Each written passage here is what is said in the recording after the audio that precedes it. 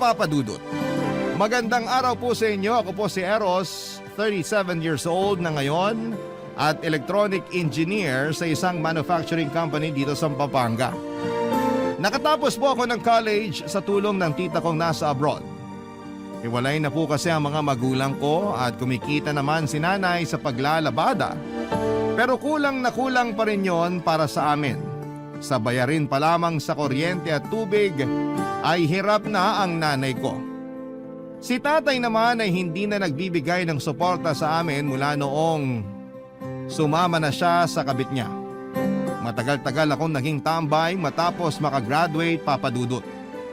Masipag naman ako sa mga gawaing bahay kaya halos hindi rin napapansin ni nanay ang pagiging tambay ko. Marami naman akong nakikitang hiring sa mga job site online pero tuwing tinitingnan ko yung qualifications nila, nagba-back out kaagad ako.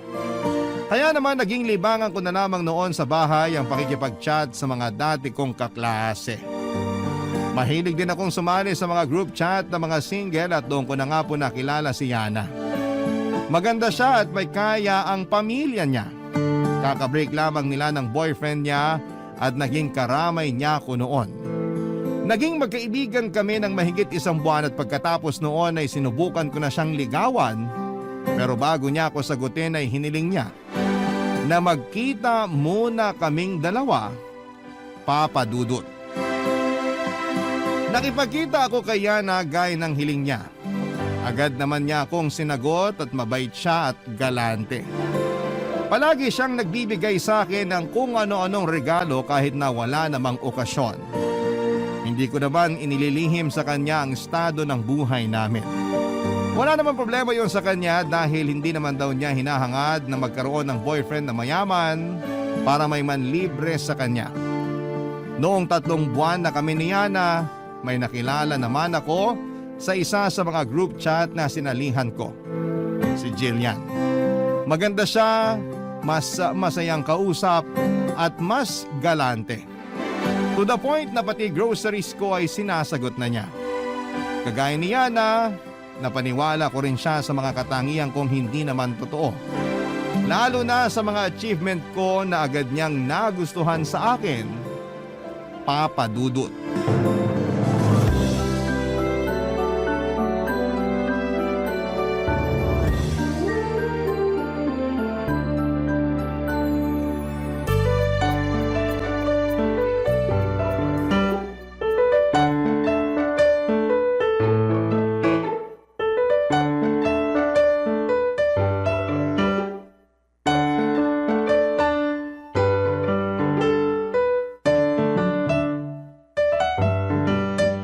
Ang dami naman masyado nitong pinamili mo, babe. Parang takot na takot kang magutom ako ah. Siyempre naman. Tsaka sabi mo nga, naghahanap ka pa lang ng trabaho. Hindi ka pwedeng magutom. Oh, ang sweet naman talaga ng girlfriend ko. Ganito naman talaga ako kahit sa boyfriend ko dati. Ay, kung kaya ko lang sana maging ganyan ka-sweet eh. Kaso, hindi naman ako mapera kagaya mo. Pagmamahal lang ang kaya ko ibigay sa'yo. Corny ha? Pero seryoso, sabi ko nga sa'yo, hindi ako materialistic. Tsaka, mas gusto ko yung love language mo. Act of service. Mas sweet kaya yun. Ikaw talaga, pinapakilig mo na naman ako. Madali ka lang naman pakiligin. Tsaka, kahit matampuhin ka, ikaw pa rin yung pinakagusto at pinakaminamahal ko sa lahat ng naging boyfriend ko. Naiiba ka kasi sa kanila. Talaga? Oo, lalo na yung pagmamahal mo sa family mo. Ganun naman talaga dapat kapag ikaw yung breadwinner sa pamilya. Nagsasakripisyo ka para sa kanilang lahat. Itong mga pinamili mo, isishare ko sa kanila. Kaya nga kita nagustuhan kasi napaka-responsable mong anak. Sobrang green flag mo. Kaya nga sana, matanggap ka na sa mga ina-applyan mong trabaho. Kung kailangan mo ng tulong ko, sabihan mo lang ako. May alam ako na pwede mong applyan. Pwede mong maging backer yung tito ko. Ha? Naku, wag na. Kaya ko na to. Tsaka gusto kong matanggap sa trabaho dahil pasok ako sa hinahanap nila. Hindi yung meron akong backer. Magaling ka naman, kaya ganun din yun. Sabi mo nga, 'di ba, isa ka sa mga cum laude sa batch nyo, kaya kung magkakaroon ka man ng backer, parang pinabilis lang yung proseso pero tatanggapin ka pa rin kahit wala yun. Laki talaga ng tiwala mo sa akin. Pero kaya ko na talaga to. Ako nang bahala sa paghahanap ko ng trabaho. Sige, sabi mo eh. Basta kung may kailangan ka, sabihin mo lang sa akin. Kung gusto mong humiram ng pera, hindi problema yon. Talaga? Kahit magkano? Well, kung hindi naman aabot ng 6 digits yung hihiramin mo, then why not? Ang bait mo talaga, babe. Napakaswerte ko sa'yo. Ay, hindi ko na tuloy alam ang gagawin ko kung wala ka. Girlfriend mo ko at hindi rin malabo na tayo na talaga forever. In 2 or 3 years, baka maisipan ko nang magpakasal sa'yo. Kasal? Oh, bakit? Huwag mong sabihin hindi ka pa handang magpakasal. Tapos ka na mag-aral. Nasa legal na edad ka na rin, so anong problema? Ano kasi, syempre wala pa akong maayos na trabaho. Tsaka, hindi ba masyadong mabilis kung magpapakasal na agad tayo? Babe, 2 years yung pinag-uusapan natin. After 2 years pa, hindi pa bukas. Kaya, kumalma ka, okay? Ikalma mo rin kasi yung desisyon mo sa buhay. Nakakagulat ka rin minsan eh. Ano bang nakakagulat doon? Sigurado naman tayo sa isa't isa, diba? Oo nga, pero... Pero matagal pa yon, kaya okay lang na hindi na muna natin pag-usapan. Huwag ka mag-alala, wala naman akong balak na pikutin ka. Magpapakasal tayo kapag pareho na nating gusto at pareho na tayong handa. Okay ba yon? Oo, yan. Ganyan. Tsaka malay mo, after 2 years, maganda na yung trabaho ko. Hindi malabong mangyari yan kasi never ka namang sumuko sa mga bagay-bagay. Lalo na sa akin. Paano ko naman susukuan yung babaeng isa sa mga dahilan kung bakit pinipili ko pa ring mabuhay? Kita mo na? Paano naman kita hindi papakasalan kung ganyan mo ako kamahal? Tama na nga, papunta na sa kabaduyan to eh. Ha? Wala. Sabi ko, baka lang gamin na tayo.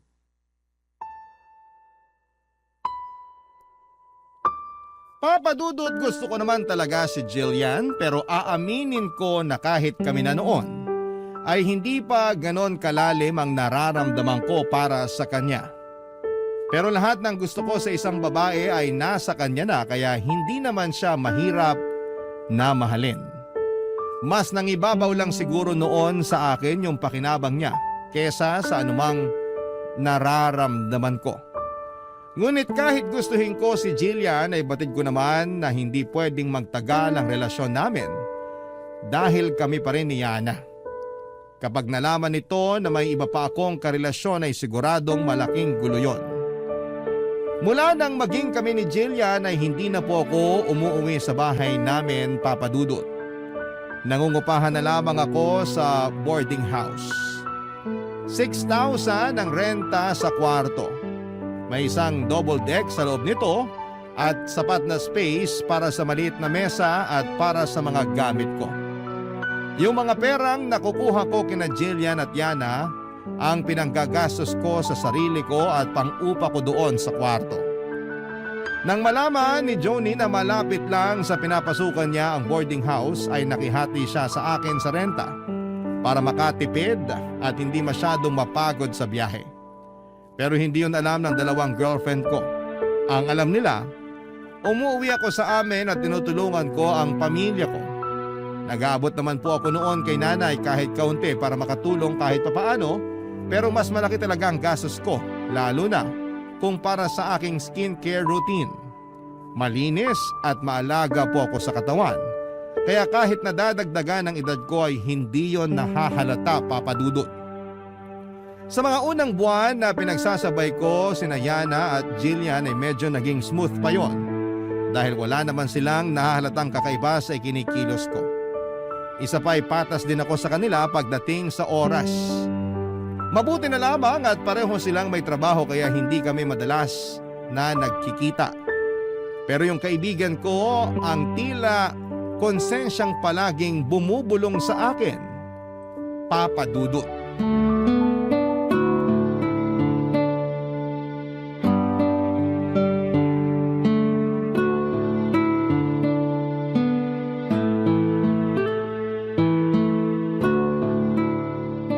Himala, wala kang lakad ngayon. Huwag ka excited. Bukas pa. Sinong kasama mo? Si Yana o si Jillian? Sino pa edi mas galante? Si Jillian. Ibang klase ka talaga, tol. Lakas mo dun sa dalawa. Pero hindi ko kaya yung galawan mo. Ang sabihin mo, pangit ka lang talaga, kaya hindi ka pwede sa mga ganitong diskarte. Sus, di naman nakaka-proud yung ganyang gawain. Parang low-key na scammer ka niyan eh. Kapag nalaman talaga yan ng kahit sino sa kanilang dalawa, ewan ko na lang kung saan ka pupulutin. Nag-iingat naman ako. Nag-iingat ka nga, pero hindi ka man lang ba nakukonsensya? Tol, pinaghihirapan din nila yung perang binibigay nila sa'yo. Alam ko, pero maayos naman yung buhay nila eh. Sobra yung pera nila sa pangangailangan nila, kaya hindi masama kung isi-share nila sa akin yun. Buti na lang, pareho silang galante. At ikaw naman, poging na sobrahan sa kapal ng muka. Ay, hindi pala. Para kang libro na pangit yung content, pero maganda yung book cover. Ipagmayabang mo ba namang cum laude ka at achiever kahit hindi? Grabe naman to. Kaibigan ba talaga kita? Baka naman mamaya, ilaglag mo ako sa dalawang yun ha. Hindi malayong mangyari yun kapag hindi ka pa nagtino. Tagal na kitang inaayang mag-apply dun sa pinapasukan ko ah. Magpapasa ka lang ng requirements, siguradong tanggap ka na. Kung ako nga napasang awa lang pero natanggap, ikaw pa kaya? Tapos ano, sasahod ako ng wala pang 20,000 buwan-buwan? Kulang na kulang sa akin yun. At least may sarili kang pera. Hindi na lang ako magtatrabaho, lalo na kung ganyan lang kaliit yung kikitain ko. Sayang ang pagod ko sa ganyang klaseng sahod. Mas malaki pa yung natatanggap ko kina Jillian at Yana pag pinagsama ko eh. Maswerte ka kasi may inaasahan ka pa sa kanila. Pero paano kung nagsawa na yung dalawang yun? Tol, ikaw yung lalaki. Ang pangit namang tingnan kung sila na lang palagi yung gumagastos para sa'yo. Eh ikaw lang yung nakakaalam sa ginagawa ko, di ba? Kaya wala akong dapat na alalahanin. Sa ngayon oo ako pa lang. Pero kapag may iba nang nakaalam nito, tapos yung kalokohan mo. Pati ikaw, tapos ka rin. Ang malala niyan, baka ipakulong ka pa nila sa laki ng natanggap mo mula sa kanilang dalawa. Hindi ko kailangan matakot. May kapalit naman lahat ng binibigay nila eh. Pinapasaya ko sila. Alam mo, hirap kasi sa kanilang mapipera. Masyadong malungkot yung buhay. Siyempre ako tong walang-wala pero handa naman akong pasayahin sila. Gets mo? Kita mo naman di ba? Hulog na hulog silang dalawa sa akin. Tsaka lalo na pag nangangailangan sila ng kasama tuwing gabi. Lagi naman akong available eh. Kadiri ka. Kulang na lang maging pokpok ka dyan sa ginagawa mo. At least hindi ko na kailangan ng mamasang. Hindi ko kailangan tumambay sa kalye tapos may bubugaw sa akin. Babae na mismo ang lumalapit. Kaya kung ako sa'yo, manahin mo tong style ko. Walang kapagod-pagod at walang kahirap-hirap pero buhay na buhay. In short, batugan ka. Praktikal pare, hindi batugan. Praktikal. Kung ipaglalaban mo yan, ngayon pa lang mag-ipon ka na ng pampiyansa. At kung di mo kaya, dadalawin na lang kita ron. At least doon, hindi mo na kailangan magbayad ng renta. Sira ulo, hindi ako makukulong. Bago pa man nila ako mabisto, makikipaghiwalay na ako sa isa sa kanila. Kanino? Kaya na? Pwedeng siya, pwedeng si Jillian. Depende kung sino sa kanila yung unang magiging sakit sa ulo. Pero hanggat pareho silang maayos kausap, pareho silang matino, walang problema. Ay, bahala ka. Basta ako magtatrabaho na lang ng maigi. Makaranas man ng mataas na sahod o hindi, mahalaga, wala akong nilolokong tao. Kaya ka nagigipit kasi masyado kang maprinsipyo. Minsan kasi yung level up na diskarte, kailangan din ng konting dumi. Ibahin mo ko, tol. Sandali nga lang, baka mamaya mapunta pa sa away to ha. Ayoko mag-away tayo. Kaya mas maganda siguro kung hindi na lang kita papakialaman dyan sa ginagawa mo. Total, hindi rin naman kita kayang suportahan. Mabuti pa nga. Papadudot batid ko na hindi maganda ang mga naisagot ko noon sa kaibigan ko. Mabait naman po talaga siya at sa lahat ng mga naging kaibigan ko ay siya lang yung nagmamalasakit sa akin ng ganon. Palagi niya akong kinokontra kapag may ginagawa akong mali pero hindi niya rin naman ako ipinapahamak. Komplikado ang sitwasyon na pinasok ko pero handa naman akong panindigan yon at wala rin akong balak na idamay ang kaibigan ko. Ang kaso ay medyo nagkaproblema ako noong sinabi sa akin ni Yana na gusto akong makilala ng mga magulang niya. Ayoko pa sana dahil hindi pa ako handa pero hindi na ako nakatanggi noong nag-set up na siya ng date para makilala ko ang parents niya na parehong nasa medical field. Professional sila kung makipag-usap at halata sa kanila na may pinag-aralan sila tuwing nagsasalita sila. Halos hilingin ko noon na lumubog na ako sa kahihiyan habang napagtatanto ko kung gaano kalaki ang diferensya ng pamilya naming dalawa. Nagustuhan naman ako ng mga magulang niya gaya ni Yana na paniwala ko rin sila sa mga achievement ko na hindi naman totoo. Ang alam nila, valedictorian ako nung elementary at high school at cum laude naman nung college. Hindi ko naman masabing mahina ang utak ko pero isa lang talaga akong average student, Papa Dudut. Isa pa sa naging problema ko nang hilingin naman sa akin ni Jillian na makabisita sa bahay namin. Dahil nga may pagkamaselan siya sa pagkain at kalinisan ay hindi ko siya maisama sa bahay namin noon. Papa Dudut, malinis naman sa bahay ang nanay ko. Pero alam ko pong hindi magiging komportable doon si Jillian kaya palagi ako nagdadahilan. Pero kung nakalusot ako kay Jillian, kabalik na naman kay Yana dahil alam niya ang address ko. Ay sinorpresa niya ako isang beses, Papa Dudut. Barangay Love Stories. Barangay Love Stories. Papa Dudut, sinorpresa ako ni Yana sa bahay namin. Hindi ko alam kung paano ko siya noon i-welcome. Pero nakakatuwa lang na hindi naman siya nag-inarte. Ang kagandahan sa kanya ay marunong talaga siyang makisama. Kahit na may pagkamaarte siya ay hindi naman siya maselan sa pagkain noon. Laking pasasalamat ko na lamang na nasa bahay ako noong pumunta siya at para hindi ako mabuko ay sinabihan ko na lamang si nanay na huwag masyadong magkukwento noon kay Yana. Maayos naman ang naging pagbisita niya sa amin. Sinabi niya na wala naman akong dapat na ikahiya dahil malinis naman ang bahay namin at mabait naman ang nanay ko. Madali lang din pagsabihan yung mga nakababata kong kapatid kaya nakahinga talaga ako ng maluwag noon. Pero nang makauwi na si Yana ay doon na ako pinagalitan ng nanay ko. Hindi ko man lang daw sinabi na may girlfriend na ako at bibisita pa sa bahay. Tulad ko ay nahiya rin si nanay. Pero sa kabilang banda naman ay nagustuhan niya si Yana. Wala siyang kaalam-alam na ginagamit ko lamang ito para sa mga kabalastugan ko sa buhay. Papa Dudut, hindi nagtagal ay nalaman na ni Jillian na nangungupahan ako sa isang boarding house. Idinahilan ko na lamang noon na kalilipat ko lamang doon para malapit ako sa mga ina-applyan ko. Nakumbinsi ko naman siya kalaunan pero sa madalas niyang pagpunta sa tinutuluyan ko ay unti-unti na rin kaming nagkaproblema ng kaibigan ko, Papa Dudut.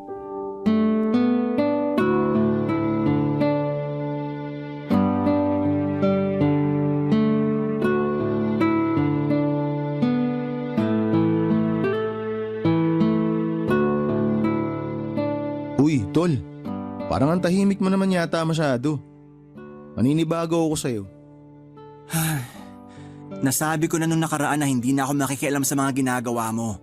Pero tol naman, kahit konting respeto lang naman sana. Anong pinagsasabi mo dyan? Yung madalas sa pagpunta ni Jillian dito, wala namang problema sa akin hanggat hindi ako nakakagambala sa privacy nyo. Pero yung nangyari kagabi, hindi na tama yun tol. Nasa iisang kwarto lang tayo at double deck pa tong hinihigaan natin. Kahit hindi ko kayo nakikita kasi nasa itaas ako, alam ko kung ano yung ginagawa nyo. Yun ba? Pasensya na tol. Hindi lang talaga napigilan. Kung gusto nyo maglampungan, mag-check-in na lang kayo. Sa halip na makapagpahinga na ako pag uwi ko rito, napupuyat pa ako sa pag-alog ng higaan ko.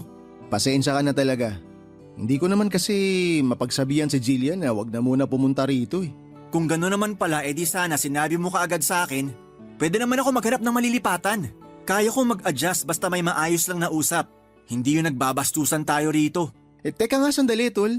Ano yung sinasabi mong nagbabastusan? Parang sobra ka naman yata magsalita. Ako? Sobra? Nakita mo ba ako nagdala ng babae rito?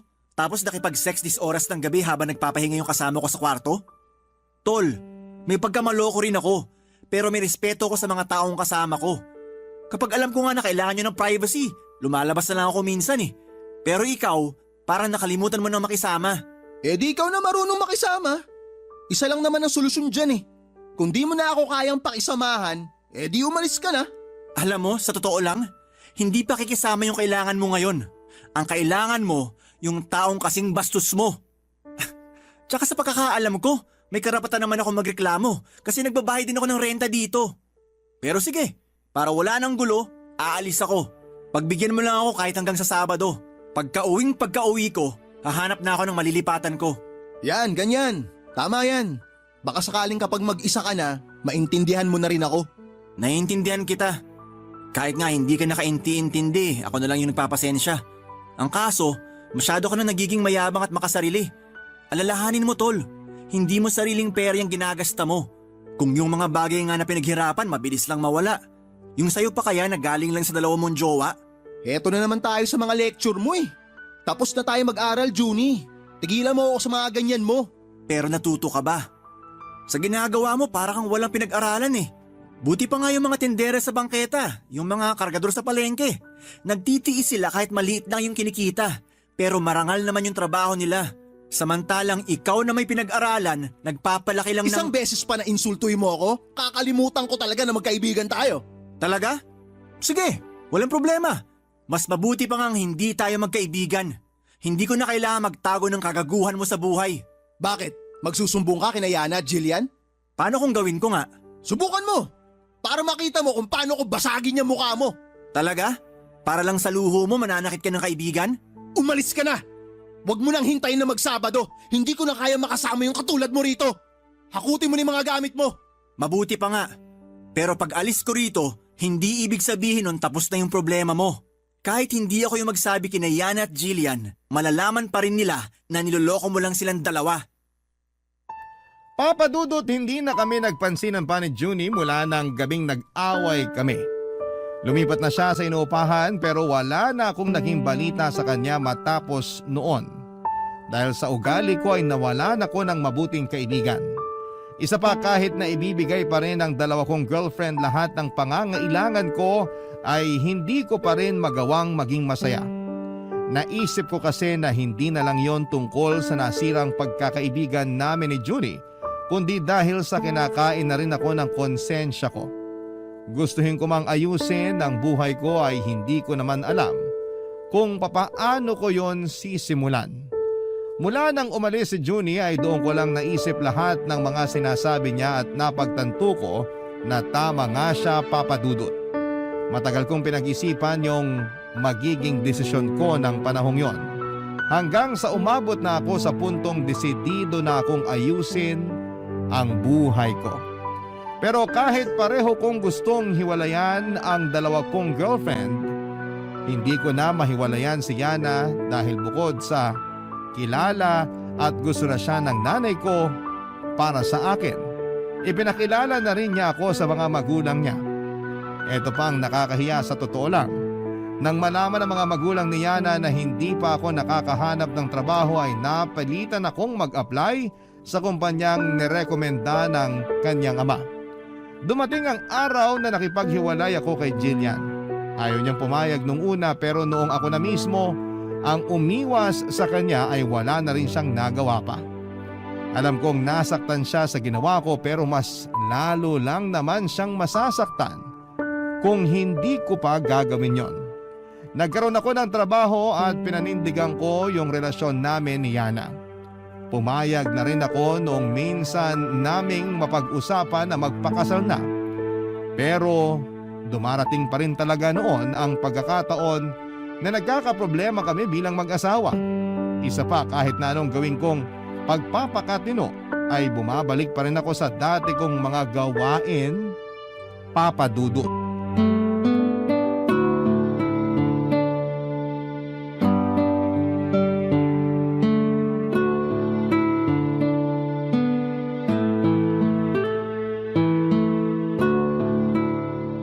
Han, mukhang malalim yung iniisip mo.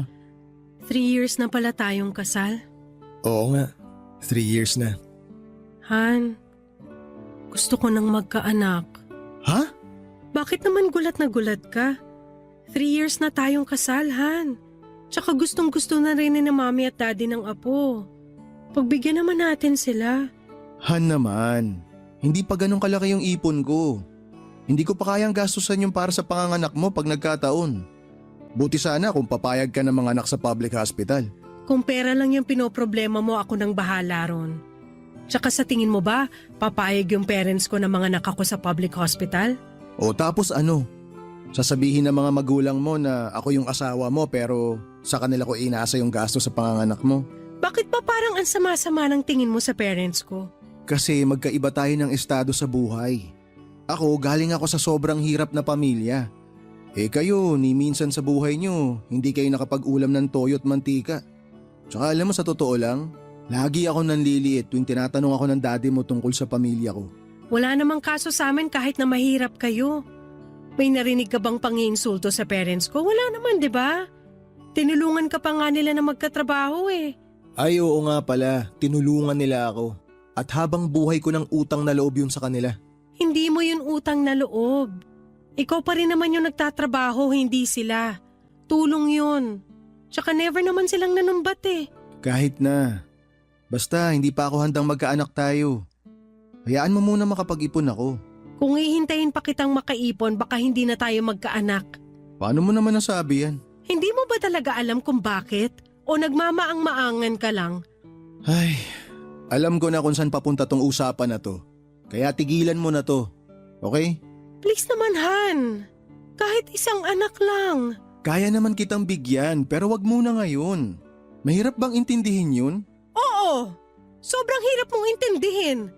Lahat naman ginawa ko na para sa'yo. Ito lang yung hinihiling ko pero hindi mo pa ako mapagbigyan? Han, hindi lahat ng hiling na pagbibigyan agad. So kailan pa? Ako na lang ba palagi ang mag-a-adjust para sa ating dalawa? Ayoko na makipagtalo, okay? Magpahinga na tayo. May pasok pa tayo bukas sa trabaho. Hindi! Pag-uusapan natin to ngayon. Please, wag ka nang makulit. Tsaka na lang natin pag-usapan yung pagkakaroon ng anak. Kung hindi mo ako pagbibigyan sa gusto ko, maghiwalay na lang tayo. Ano? Hindi mo narinig? Maghiwalay na lang tayo. Huy, ano ka ba? Napaka-OA mo naman. Hindi ka lang pinagbigyan sa gusto mo, makikipaghiwalay ka na? Kasi lagi na lang ikaw yung nasusunod sa relasyon nating to. Mahal kita, alam mo yun. Pero sa ipinaparamdam mo sa akin ngayon, parang hindi ka pa rin sigurado sa akin kahit kasal na tayo. Ikaw lang yung nag-iisip na may problema tong relasyon natin. Hindi! Matagal nang may problema. Matagal na ako may alam pero hindi ko sinasabi kasi ayoko mawala ka sa akin. Ha? Anong ibig mo sabihin? Alam kong nambababae ka. Wala akong babae. Huwag ka nga nang bibintang. Hindi ako nang bibintang, alam mo yan. Hindi ko alam yung sinasabi mo. So sinungaling yung mga mata ko? Hindi totoo yung mga nabasa ko sa phone mo? Pinakialaman mo yung phone ko? Bakit ka nangingialam ng personal na gamit? Hindi yun yung punto ko. Yung punto ron, matagal mo na akong niloloko. Kung ano man yung nakita mo, wala lang yon. Madalas lang ako makipagbiruan sa mga katrabaho ko. Kaya please lang, huwag kang gumawa ng issue. Papadudot dahil sa naging pagtatalo namin noon ni Yana ay matagal din kaming hindi nagkibuan. Iniwasan naman niyang makarating pa yon sa mga magulang niya dahil alam niyang makikialam ang mga ito sa aming dalawa. Pinag-isipan ko naman ang hinihiling niya pero hindi ko pa talaga nakikita ang sarili ko noon na magkakaroon na bumuo na ng pamilya. Isa pa pagkatapos ng kasal namin ay napag-usapan naming hindi muna kami magkakaanak. Kaya naman nagulat din ako nang bigla na lamang yung hiniling sa akin ni Yana. Pero aaminin ko po papadudot, tama naman si Yana. Tama ang ibinibintang niya sa akin na hanggang sa pagkakataong yon ay nambababae pa rin ako. Ginagawa ko pa rin noon yung ginagawa ko sa kanilang dalawa ni Jillian. Gaya ng sinabi noon ni Junie, para akong libro na hindi naman kaaya-aya ang laman pero may magandang book cover. At yung book cover na yon ay lahat ng kasinungalingan ko para magmukha akong kagusto-gusto at perfect para sa mga babaeng pinopormahan ko. Kaya madali ko silang mapa-impress. Pero sa katagalan ay unti-unti akong kinarma, papadudot. May nakaaway ako noon sa trabaho at nagkasakitan kami. Yon ang naging dahilan kaya natanggal ako sa kumpanya. Hindi ko yon pinaalam kay Yana at sa halip na maghanap ng bagong trabaho ay nakipagkilala na lamang ulit ako sa mga babaeng alam kong makakatulong sa akin sa pinansyal na aspeto ng buhay ko. Mas nahihiya kasi ako sa mga magulang ni Yana kesa sa kanya mismo. Ayoko naman na wala akong pang-share sa mga gastusin namin sa bahay. Lalong ayoko na mapansin ni Yana na wala na akong trabaho. Kaya araw-araw ay umaalis pa rin ako sa bahay, Papa Dudut. Noong kasagsagan ng kasinungalingan ko na yon ay naisip ko na hanapin ang social media account ni Jillian, Papa Dudut. Naisip ko na magiging maganda kung magkakaroon kami ng koneksyong dalawa. Barangay Love Stories. Barangay Love Stories. Papa Dudut, muli kami nagkausap ni Jillian. Akala ko nga ay magagalit siya sa akin dahil sa pakikipaghiwalay ko noon. Pero hindi ganon ang nangyari. Nakipagkita siya sa akin para makapag-usap kami ng mabuti. Nagkaroon naman daw siya ng boyfriend noong nagkahiwalay kami pero hindi rin sila nagtagal. Sa dami ng pinag-usapan namin ay wala ni isa sa mga naikwento ko ang katotohanan. Naniwala naman siya na wala pa rin akong napupusuan noong time na yon. Siyempre hindi ko sinabi sa kanya na asawa ko na si Yana. Yung tungkol naman sa pagkakatanggal ko sa trabaho, ang sabi ko ay kusa ako nag-resign dahil pinag-iinitan ako doon. At sa ilang oras lang ng pag-uusap namin ay parang bumalik kaagad kami sa dati. Gusto niya na magkabalikan ulit kami noong sinabi kong single pa rin ako. Siyempre hindi naman ako tumanggi sa kanya, Papa Dudut. Yun naman talaga ang gusto kong mangyari. Ang maging kami ulit at matulungan niya ako sa problema ko sa pera. Ilang buwan ding nagpatuloy ang relasyon namin ni Jillian nang hindi nalalaman ni Yana. Hindi pa rin kami noon nag-uusap ng asawa ko pero ang alam niya, kinananay muna ako umuuwi habang hindi pa kami nagkakaayos. Hindi niya alam na madalas na akong tutulog sa kondo ni Jillian at halos doon na nga ako tumira. Pero Papa Dudut, kahit na anong pagsisinungaling ang gawin ko, darating at darating pa rin talaga ang karma.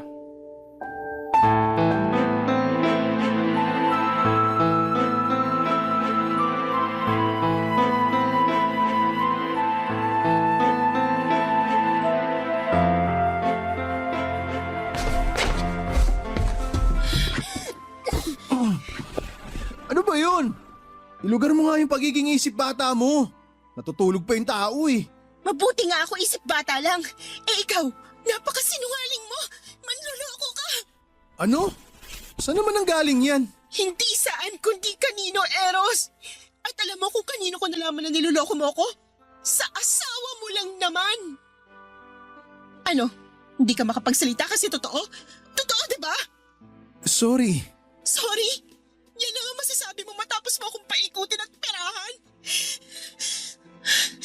Sa ginawa mo, kahit murahin kita ng paulit-ulit, kulang na kulang pa yun eh. Grabe ka, Eros!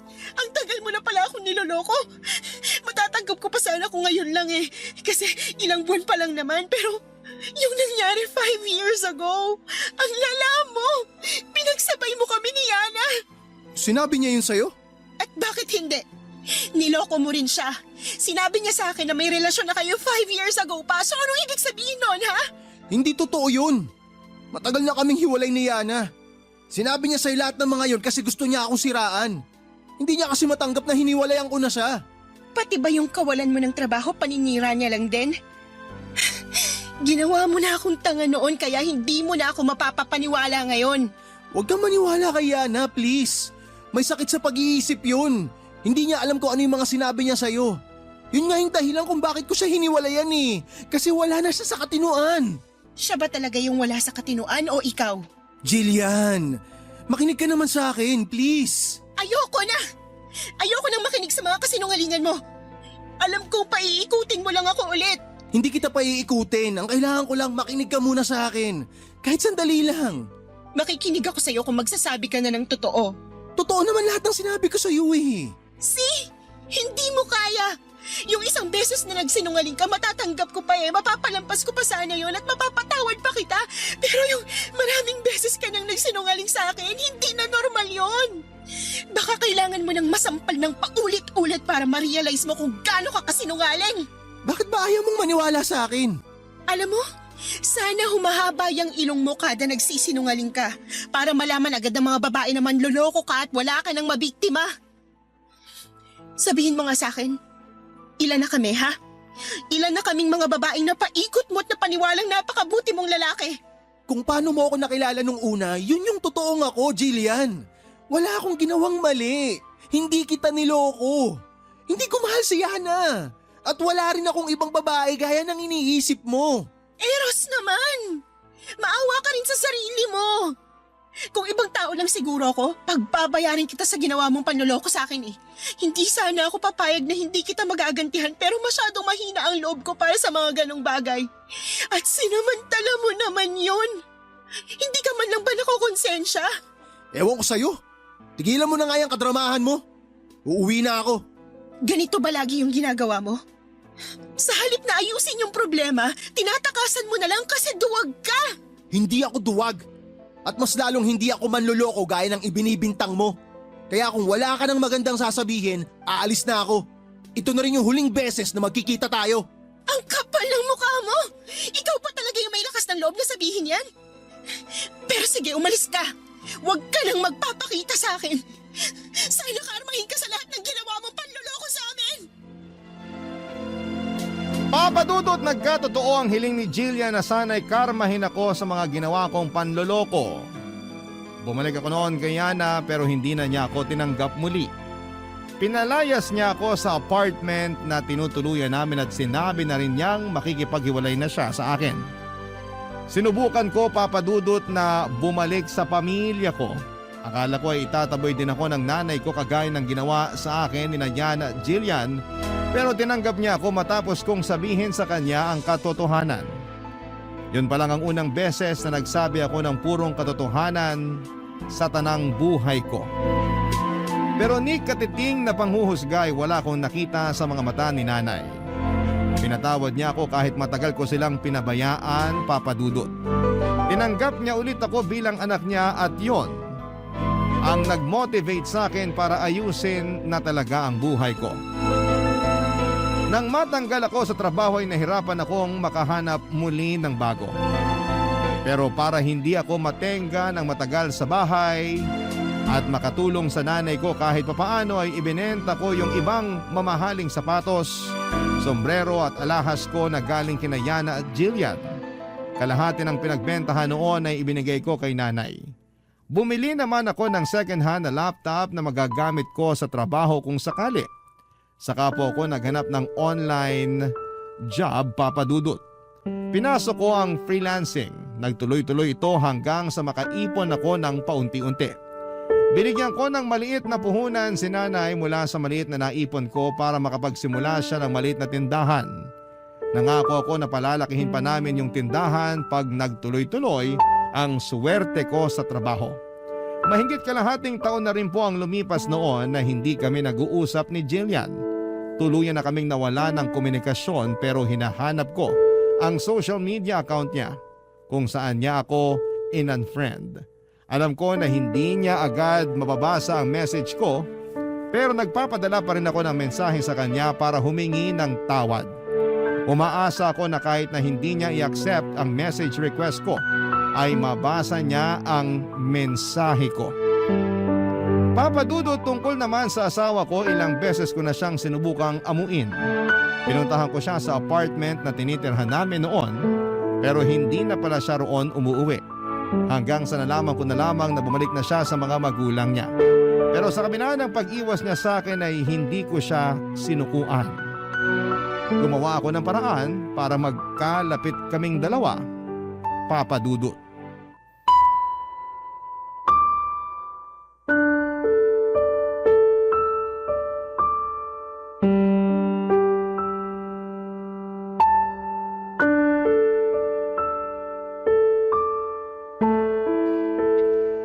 Anong ginagawa mo rito? Alam na ng parents ko yung ginawa mo kaya hindi ka na pwede rito. Gusto lang sana kitang makausap. Gusto kong humingi ng tawad sa lahat ng mga nagawa ko sa'yo. Hindi na ako maniniwala sa'yo, Eros. Mali ko ba? Baka mamaya isa na naman to sa mga kasinungalingan mo. Han, hindi. Hindi naman kita pipiliting maniwala eh. Gusto ko lang talagang humingi ng tawad sa'yo. sa lahat ng mga panloloko ko. Kung iniisip mo yung tungkol kay Jillian, wala na kami. Siya na mismo yung nakipaghiwalay sa akin. Buti naman at hindi na siya nagpakatanga sa'yo. Nakakaawa nga siya eh. 2 beses mo nang pinagsamantalahan yung kabutihan niya. Paano mo nga pala nalaman yung tungkol sa kanya? Alam mo naman siguro na pinagdududahan na kita, 'di ba? Nagtanong-tanong ako sa mga kaibigan mo sa trabaho. Nakakatawa lang kasi inilaglag ka sa akin ng mga kaibigan mo. Ibig sabihin nun, hindi ka rin naging mabuti sa kanila. Sabagay, hindi na nakakapagtaka. Magaling ka lang naman sa mga taong may pakinabang sa'yo eh. Pero kapag wala silang pera, wala silang halaga sa isang kagaya mo. Hindi ko sila mga kaibigan. Alam ko rin na ayaw nila sa akin kaya nila ginawa yun. Kahit naman ako. Pagkatapos ng nalaman ko, hindi ko nagugustuhin pang mapalapit sa'yo. Hindi ka naman siguro tanga para hindi mo maintindihan kung gaano kasakit yung ginawa mo sa akin. Tsaka sigurado ako na hanggang ngayon, marami ka pa ring nilolokong babae. Han, maniwala ka man o hindi, wala na. Wala na talaga. Tinigilan ko na yun. Nagkausap na rin kami ni nanay. Okay na kaming dalawa. Meron na nga rin pala akong trabaho. Work from home. Mas malaki yung kinikita ko ngayon kesa sa trabaho ko dati. Kaya makakaipon na ako para sa baby natin. Baby natin? Wag na, Eros. Baka karguhin na naman kita kapag nagsama tayo ulit. Lakas ng loob mong sabihin noon na magsulo na tayo pero ako rin naman pala yung magbabayad ng renta sa apartment. Bigyan mo naman ako kahit isang pagkakataon pa. Please, Yana. Nagsasayang ka lang ng oras. Umuwi ka na. Wala kang mapapala sa akin. Kung ayaw mo na makipagbalikan sa akin, okay lang. Naiintindihan ko yun. Pero sana mapatawad mo pa rin ako. Gusto mong mapatawad kita? Sige, bibigyan kita ng isa pang pagkakataon. Pero sa isang kondisyon. Kakausapin mo yung mga magulang ko. Ano? Pati ka makasagot. Ano pa nga bang aasahan ko sa'yo? Sigurado naman ako na hindi mo kayang harapin yung mga magulang ko at humingi ng tawad sa kanila. Ayaw mo nga pala nang nahihirapan. Kung yun ang gusto mo, sige. Kakausapin ko sila. Sabihan mo lang ako kung kailan sila pwede. Pwede sila anytime. Eh ikaw, handa ka na bang kausapin sila? Baka napipilitan ka lang. Hindi ako napipilitan lang. Gusto ko talagang gawin to para sa'yo. Talaga lang ha? Paano kung ipahiya ka ng mga magulang ko? Okay lang. Inaasahan ko na rin naman yun. Dapat lang. Alam nga namang yakapin ka nila pagkatapos ng ginawa mo. Naiintindihan ko talaga kung saan nanggagaling yung galit mo. Pero aaminin ko, medyo kinakabahan ako ngayon. So hindi ka natutuloy? Nasa loob lang naman sila. Kaya ngayon pa lang, sabihin mo na kung makikipag-usap ka sa kanila o hindi. Tutuloy ako. Kakausapin ko sila. Good! Kapag pinatawad ka ng parents ko, saka lang tayo mag-uusap ng tungkol sa atin. Hindi lang kasi ako yung niloko mo eh. Gustong-gusto ka pa naman ng mga magulang ko tapos pati sila dinamay mo sa mga kasinungalingan mo. Naging mabuti sila sa'yo. Tsaka sana pag kinausap mo na sila, magpakatotoo ka naman. Ito na yung huling chance mo. Kaya kapag hindi ka nila pinatawad, huwag ka nang umasa na magkakaayos pa tayo. Papadudot, kahit kabadong-kabado ako ng gabing yon ay hinarap ko ang mga magulang ni Yana. At gaya nga ng inaasahan ko ay galit na galit sila sa akin lalo na ang daddy niya. Nakatanggap po ako ng mga masasakit na salita mula sa kanila pero hindi ko na yon dinamdam pa dahil karapatan naman nilang magalit. Nag-iisang anak kasi nila si Yana kaya ganoon na lamang ang pagmamahal nila sa asawa ko. Matapos naman ang sermon at pagpapaamin nila sa akin, kumalma na rin noon ang mga magulang niya. Hiningi ko ang kapatawaran nila pero ibibigay lang daw nila yon kung papanindigan ko na si Yana. Pagkatapos ng gabing yon ay ginawa ko ang lahat para magkaayos ulit kami ng asawa ko. Palagi ko siyang pinupuntahan sa kanila tuwing tapos na ang trabaho niya. Minsan naman ay sinusundo ko siya at matagal-tagal din bago niya ako tuluyang napatawad, Papa Dudut. At nung magkabalikan na kami, sa halip na mangupahan ay tinanggap muna namin ang offer ng mga magulang ni Yana na doon muna kami makitira sa kanila habang nag-iipon kaming mag-asawa ng pampagawa ng sarili naming bahay. Nagpatuloy ang pagbabago ko noon hindi lang para kay Yana kundi para na rin sa magiging anak namin. Tungkol naman sa kaibigan kong si Johnny ay nagkausap na ulit kami at nagkaayos na rin. Siya pa nga mismo ang nagsabi na kunin ko siyang ninong kapag nagkaanak na kami ng asawa ko. Sa ngayon, Papa Dudut, ay may isa na kaming anak ni Yana. Nagpasya na rin ako na gamitin na lamang ang tinapos ko para magkaroon ng stable job. Maswerte naman akong natanggap sa isang manufacturing company dito sa Pampanga. Noong nagsimula ako sa trabaho ay naintindihan ko naman na hindi pala talaga kalaki ng sweldo. Kaya naman tinuloy ko pa rin ang pagiging freelance ko para mas mabilis na makapag-ipon. Ang kaibahan lang, part-time ko na lamang yon. Pero noong nagka-pandemic ay medyo halos tinutukan ko ulit ang pagiging freelance since work from home siya, Papa Dudut. Mabuti na lang at hindi ko binitawan. Kaya habang inaayos pa yung klase ng schedule namin sa full-time job ko, ay nagawa kong rumakit sa bahay. Hanggang sa naging normal na ulit ang lahat. Ngayon ko na-realize na mas masarap palang gastusin ang pera na galing sa pinaghirapan mo. At kung ano man ang naging pagkakamali ko noon, ay hindi ko na inulit pa yon. Hanggang dito na lamang po, Papa Dudut, ang kwento ko at maraming salamat po sa inyo at sa Barangay LS 97.1. Ang inyong forever kapuso at kabarangay, Eros. Dear Papa Dudut, handa ka bang makipagtalo sa oras, wag lang mawala ang taong nagpapalimot sa iyo sa oras? Ako nga pala si Fatima, 30 anyos. Solong anak sa pamilya, lumaking may malaking takot sa Diyos. Lumaking mapagmahal na anak. Lumaking mapagmahal sa magulang. Maswerte nga akong may tuturing dahil napunta ako sa mga magulang na hindi pabaya at marunong magmahal at maging responsable. Hindi kasi lahat ay nabibiyayaan ng ganitong klase ng mga magulang. Kaya naman ginagawa ko ang lahat para maipakita ang lubos kong pasasalamat sa aking mga magulang.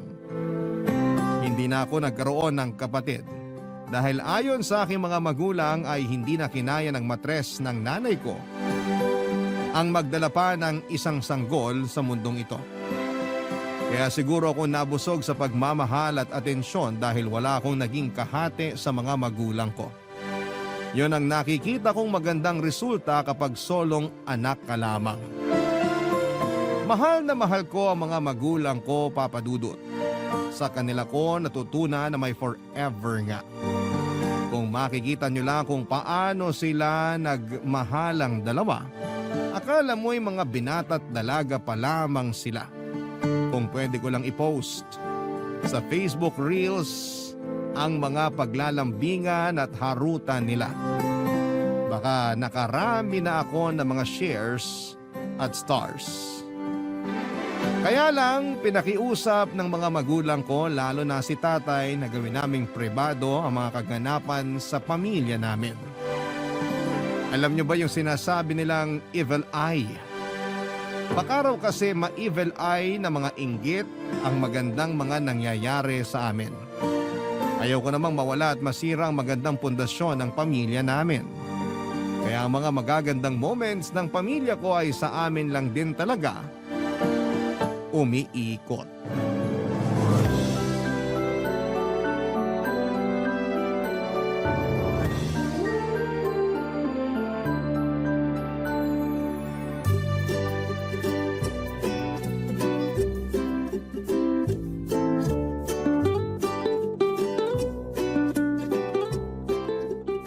Fatima anak, Ano po yun, Nay? Mamaya pagkatapos nating kumain. Baka naman pwedeng palambing na hilutin mo ang likuran ko. Nananakit kanina habang nag-aabang ako ng jeep. Biglaan lang, ewan ko ba? Nagulat ka pa talaga sa pananakit ng likuran mo? Pareho na tayong 65. Kahit hindi tayo gumagalaw, magdidesisyon ng likuran natin sumakit kung kailan niya gusto. Ay wag mo nga akong itulad sa'yo. Mas bata ako ng ilang buwan sa'yo. Kaya dapat ikaw lang ang sumasakit ang likuran ng walang dahilan. Nasa tukador niya rin po ba yung langis, Nay? Lotion na lang ang gamitin mo. Naubos ko na yung langis ng 1 linggo. Ako na lang magpahid sa'yo ng lotion, darling. Malambot ang mga kamay ko. Eh paanong hindi lalambot ang mga kamay mo? Eh hindi ka nagtatrabaho rito sa bahay. Sapol si tatay! Kasi nga kailangan kong mapanatiling malambot ang kamay ko para hindi ka nagre-reklamo magaspang to kapag hinahawakan mo. Ay naku, lulusot pa talaga. Alam ko kung paano mapalambot ang kamay mo. Paano ba? Ikaw ang maghugas ng plato mamaya para mababad sa tubig. Lalambot na yan pagkatapos. Ay, sa wakas, makakapagpahinga na ang kamay ko sa kahuhugas ng pinagkainan. Ilutin ko na lang ang likuran mo. Ako nang bahala sa lotion. Ay ayoko. Baka lang mas lalong sumakit ang likuran ko. Pasmado ka pa naman. O edi yung pasmadong kamay ko na lang ang gagamitin ko panghilot sa'yo. Makakatipid pa tayo sa lotion. Kadiri ka talaga, darling. Hindi ko alam kung bakit ikaw ang pinakasalang ko. Lagot ka, Tay! Bumawi ka! Huwag mo kasing gamiting panglambing niyang pasmado niyong kamay. Hindi nakakagwapo yan! Ha? Hindi nakakagwapo? Eh dahil nga sa pasmado kong kamay, kaya napaibig ko ang nanay mo. Hindi ba, darling? Napaibig mo ako dahil ikaw lang tong may pinakamagandang tricycle sa lugar natin. Dahil nga sa hudas sa tricycle na yon, kaya ako pinasma. Pinasma ka dahil marami kang babaeng hinahatid sa tricycle nung binata ka pa lang. Ay hinahatid ko lang naman sila para makipagsayawan. Ikaw naman, pinagsisiloso mo pa rin ang mga yon. Si Lokring, lagi mong hinahatid kahit wala namang pasayaw na pupuntahan.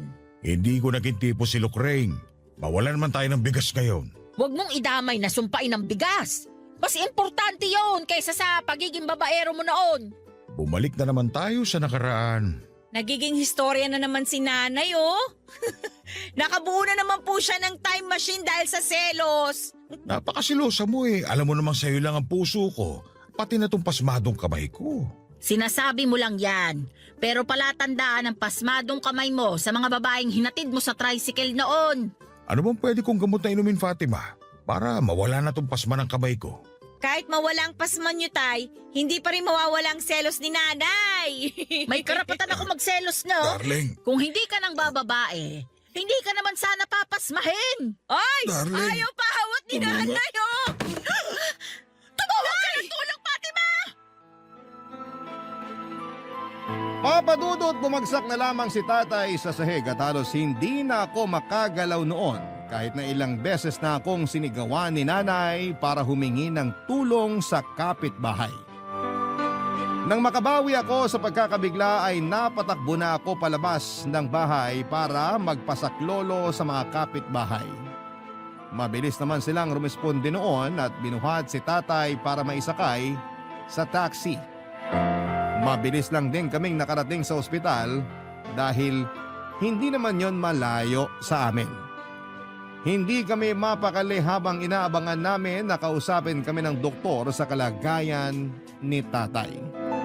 Hindi ko halos makausap noon ng matino si nanay dahil sa pag-iyak nito habang sinasabayan ng dasal sa kanyang munting rosaryo.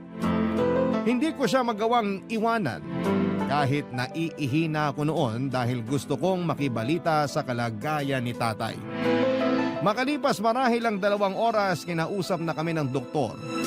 Nakita namin sa mukha niya ang mabigat na balita, Papa Dudut. Hindi halos makatingin si nanay sa mga mata ng doktor at doon na nga kinailangan ng ibalita ng doktor sa amin na may malubhang karamdaman si tatay at nagbigay pa ng taning sa kanyang buhay. Hindi nakaimik si nanay, Papa Dudut. Nagpalakad-lakad ito sa hallway ng ospital at parang nawawala na sa sarili niya. Ako na lang ang kinausap ng doktor patungkol sa mga dapat gawin para sa kalagayan ni tatay. Nakinig ako mabuti kahit punong-puno ng lungkot at takot ang puso ko. Pagkatapos noon ay sinabihan kami na mananatili si tatay ng 3 araw sa ospital para sa iba pang mga check-up. Sa ospital na rin kami nanatili ni nanay para madali kaming masabihan ng mga doktor sa kailangan para kay tatay. Makalipas ang 3 araw ay pinauwi na kami. Bitbit namin ang mga bilin sa pangangalaga para kay tatay.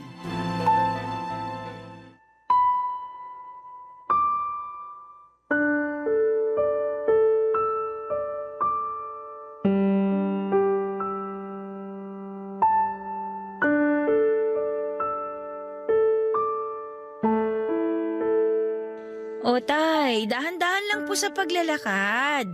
Kaya ko naman maglakad, anak. Wala naman ako sakit sa buto. Nagawa mo pa talagang magbiro. Kung hindi ko idadaan sa biro, pati ako malulungkot. Balungkot naman talaga ang nangyari sa'yo. Pero hindi ibig sabihin ay magbababad na ako sa lungkot. Marami pa naman akong araw na natitira kasama ninyo. Kung matigas ang ulo mo, babawasan niya ng Diyos. Ganyan. Magbiro ka nga, darling. Para mabawas-bawasan naman ang pag-aalala mo. Hindi mo matatanggal ang pag-aalala ko sa'yo. Huwag po kayong ma-stress pareho, please. Paano bang hindi masistress alam na natin ang kalagayan ng tatay mo? Nay. Mabuti nga't nalaman natin. Ibig sabihin lang, binigyan tayo ng Diyos ng pagkakataon para bumawi. At gamitin ang tamang natitirang oras ko sa mundo. Hindi na natin sasayangin pa ang oras. Tama po kayo. Hindi tayo magsasayang ng oras. Kaya sa lalong madaling panahon, kailangan sipagin tayo sa pagpapagamot sa inyo, tay. Lahat ng ipapagawa ng doktor, susundin natin. Lahat ng gamot, bibili natin. Kung kailangan manatili sa ospital, gagawin natin. Ihahanda ko na lagi ang bag para sa mga damit mo. Kung sakaling kailangan nating mag-apura sa biglaang pagpunta mo ulit sa ospital. Mabuti ng handa. Bibili ako ng bagong unan mo bukas para magamit mo sa ospital. Pinaghahandaan niyo ang sakit ko. Bakit hindi niyo na lang paghandaan kung paano pa ako mapapasaya habang nandito ako sa mundo? Kapag magaling na po kayo, paghahandaan naman natin ang magpapasaya sa inyo. Konting tiis lang po, tay. Makakapasyal at magagawa nyo ng muli lahat ng gusto nyong gawin. Sasamahan pa namin kayo ni nanay kung gusto nyo magsabong ulit. Tama si Fatima. Magpagaling ka ngayon. Sa susunod ka na magpakasaya. Gusto kong magpakasaya ngayon at sa mga dulo ng araw ng buhay ko. Yun lang ang gusto kong gawin. Hindi naman pwede yan. Kailangan nating mapahaba ang buhay nyo, tay. Para mahaba rin ang panahon na makapagplano ng magpapasaya sa inyo. Kayong dalawa talaga. Kung ano-ano naiisip. Bakit hindi nyo hayaan kung ano mangyayari ngayon? Parang ang gusto mong gawin hayaan na lang namin na kumalat ang sakit sa buong katawan mo. Sa tingin mo ba madali mo kaming mapapapayag dyan sa gusto mo? Na-enjoy ko na ang mundo. Masaya na akong umabot sa ganitong edad. Hindi ka susuko sa buhay. Lalaban ka para sa amin ng anak mo. Gusto ka pa naming makasama. Ayaw mo na ba kaming makasama? Ano bang ayaw kayong makasama? Yun lang ang nagpapalakas sa akin. Ang malamang makakasama ko pa kayo. Kaya nga magpalakas at magpagaling kayo, tay. Magpapa-hospital at magpapagamot kayo. Kung gusto niyo makasama pa kami ni nanay, ha? Ayoko magpa-hospital. Mauubos lang ang oras ko riyan. Gamitin na lang natin sa mga bagay na magpapasaya sa akin. Tulad po ng... Pagsama niyo sa akin sa pagkakape sa umaga sa bakuran. Sasamahan niyo ako magdilig ng mga halaman. Magagawa natin yan habang nagpapa-ospital ka. Manghihina lang ako lalo sa ospital. Ginawa po ang ospital para palakasin kayo. At ginawa ko ang bahay na to para maging masaya ako. Ito ang pinipili ko. Hindi ang ospital na sinasabi niyo. Hindi na kami nakipagtalo kay Tatay Papa Dudut. Ayaw naming pasamain ang kanyang loob lalo't baka makaapekto yon sa kanyang kalusugan. Kahit tutol kami sa gustong mangyari ni Tatay ay nagkunwari na lamang kami ni Nanay na ayos kami sa kanyang desisyon. Nag-usap kami ni Nanay sa mga gagawin para pasimpleng maisingit ang gamutan kay Tatay. Nahirapan kami sa pagpapapayag sa kanya na magpa-ospital Pero sinubukan namin. Kilala namin si tatay, may katigasan ang ulo nito. Kaya pagbibigyan muna namin siya hanggat hindi pa nagsisink in sa kanya ang kahalagahan na mapagamot siya. Naglambing siya sa amin na manood ng paborito niyang lumang pelikula. Nasa sala kami noon at inaasikaso ang lahat ng kailangan niya. Pinakiusapan niya kaming umupo na lamang at samahan siyang manood ng pelikula. Naglambing din si tatay na kung pwede namin siyang ipagtimpla ng kape at ipaglagay ng biskwit sa mangkok na papapakin niya. Agad namang kaming sumunod, Papa Dudut. Hindi ko trip ang pelikulang pinapanood namin dahil may kalumaan na ito. Pero nanood ako. Kahit si nanay na alam kong hindi rin mapakali ay napapirme sa pinapanood na pelikula. Iyon marahil ang nakita niyang takas para makalimutan pansamantala ang kalagayan ni tatay.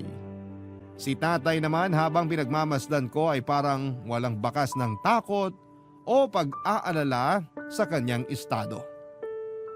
Panay pa ang tawa niya at kwento sa amin nung unang beses niyang napanood sa sinihan ang pinikulang pinapanood namin. Naiiyak na lamang ako habang pinakikinggan ang mga tawa at boses niya, Papa Dudut. Parang minememorya ko na yon kung sakaling balang araw ay hindi ko na yon pwedeng mapakinggan pa. Sa ganong pag-iisip ay napalabas na lamang ako ng cellphone at palihim na binivideo ang mga tawa ni tatay habang nanonood ng pelikula. Hindi ko yon sinabi sa kanya, alam kong tutol siya sa makabagong teknolohiya tulad ng cellphone at Facebook. Pero para sa amin, Papa Dudut, malaki ang tulong ng teknolohiyang yon para maiimbak ang mga nalalabing mga alaala ng tatay ko sa amin, Papa Dudut. Barangay Love Stories. Barangay Love Stories. Papa Dudut, nakumbinsi namin si tatay na magpa-ospital. Natagalan nga lang kami bago nagawa yon, may katigasan din kasi ang ulo ni tatay. Kung hindi pa umiyak at nagmakaawa si nanay kay tatay ay hindi papayag si tatay na muling magpakita sa ospital. Gusto naming mapahaba ang buhay niya. Marami pang mga okasyon na gusto namin siyang makasamang buhay at malusog. Yon ang paulit-ulit naming pinapaunawa sa kanya kung bakit gusto naming ituloy ang pagpapagamot niya. Labag man sa kanyang kalooban ay sinunod niya kami. Ayaw din kasi niyang nakikitang na-stress si nanay at umiiyak. Yon ang malaking kahinaan ni tatay. Hindi ko naman magawang ipakita sa aking mga magulang na maski ako ay nahihirapan at nalulungkot. Dahil alam kong sa akin na lamang sila kumakapit noon. Pinatatag ko ang loob ko sa pag-asang makatulong yon sa mabilis na paggaling ni tatay.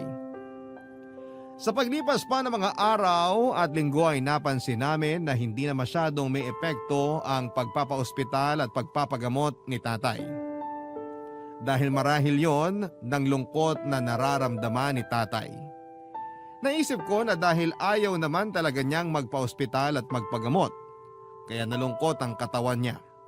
Parang gusto nang sumuko. Hindi ko naman sinabi ang ideya kong yon kay nanay dahil alam kong gustong-gusto ni nanay na idala lagi sa ospital si tatay. Dahil yun lang naman ang nakikita niyang paraan para gumaling si tatay, Papa Dudut. Hindi na niya napansin na unti-unti ay nilalamon na si tatay ng lungkot na nagiging dahilan kung bakit hindi na masyadong umiepekto ang mga gamot sa kanya. Nagbago na rin ang mood ni tatay. Lagi na rin itong iritable at galit. Kahit konting bagay lang na mapansin niya ay papatungan niya lagi ng galit. Hinabaan ko ang pasensya ko dahil ang galit ay nagtatagong kakambal ng lungkot. Pero hindi ko alam kung paano i-handle ang pasensya kong nasasagad dahil sa paulit-ulit na galit ni tatay, Papa Dudut.